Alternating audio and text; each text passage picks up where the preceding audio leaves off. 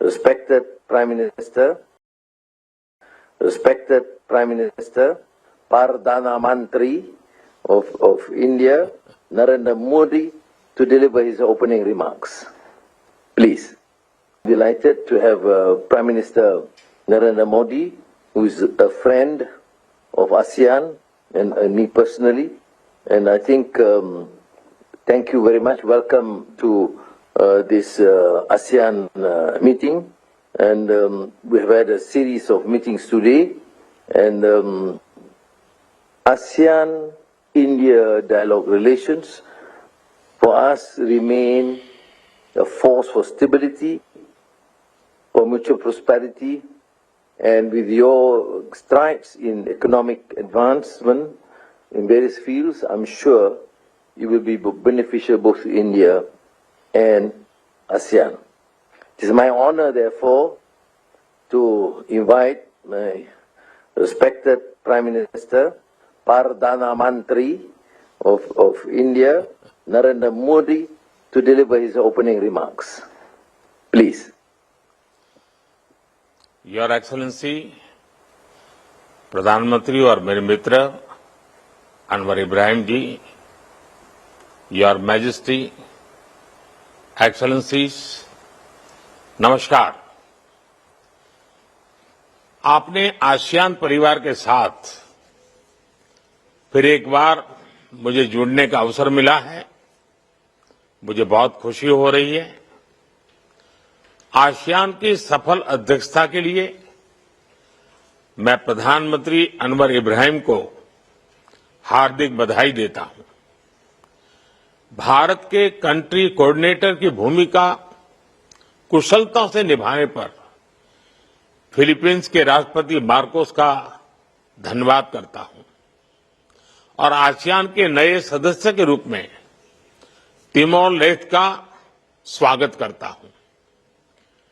Thailand की queen mother के देहांत पर मैं सभी भारतवासियों की ओर से थाईलैंड के राज परिवार और जनता के प्रति अपनी गहरी संवेदना व्यक्त करता हूं।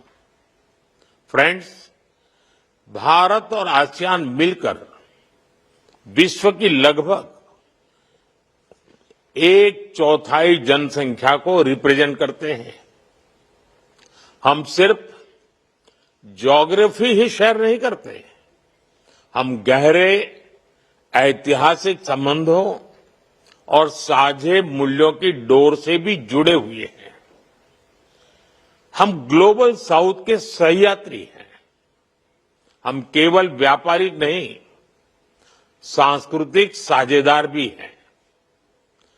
आसियान भारत की एक्ट ईस्ट पॉलिसी का मुख्य स्तंभ है। भारत सदैव आसियान सेंट्रलिटी और इंडो पैसिफिक पर आसियान के आउटलुक का पूर्ण समर्थन करता रहा है। अनिश्चितताओं के इस दौर में भी Bharat ASEAN comprehensive strategic partnership में सतत प्रगति हुई है और हमारी ये मजबूत साझेदारी वैश्विक स्थिरता और विकास का सशक्त आधार बनकर उभर रही है। फ्रेंड्स, इस वर्ष की आसियान समिट की थीम है इंक्लूसिविटी एंड सस्टेनेबिलिटी और ये थीम हमारे साझा प्रयासों में स्पष्ट दिखती है।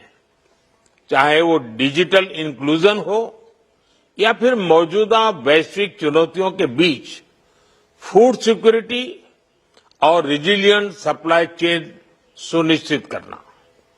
भारत इन प्राथमिकताओं का पूर्ण समर्थन करता है और इस दिशा में साथ आगे बढ़ने के लिए प्रतिबद्ध है। फ्रेंड्स, भारत हर आपदा में अपने आसियान मित्रों के साथ मजबूती से खड़ा रहा है। HADR, समुद्री सुरक्षा, और ब्लू इकोनॉमी में हमारा सहयोग तेजी से बढ़ रहा है।